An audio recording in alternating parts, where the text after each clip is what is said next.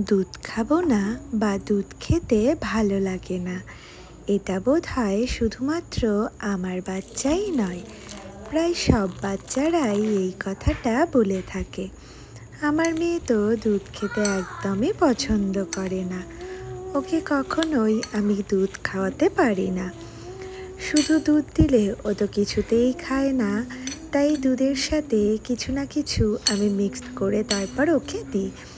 কখনো হরলিক্স, কখনো কমপ্ল্যান, কখনো বা কর্নফ্লেক্স বা কখনো খই, এইভাবেই কিন্তু আমি দুধের সাথে মিশিয়ে দিই। আর তার ওপর দিয়ে আমি দিয়ে দিলাম ওর পছন্দের ফল আম। যে যেই ফলটা পছন্দ করে সেই ফলটা দিয়ে ওপর দিয়ে সাজিয়ে দিলে দেখতেও কিন্তু ভালো লাগে, আর ওরা পছন্দের ফল ভেবে খেয়েও নেয়। এইভাবেই আমি আমার মেয়ের পছন্দের ফল দিয়ে ওর সন্ধ্যের টিফিনটা বানিয়ে দিলাম।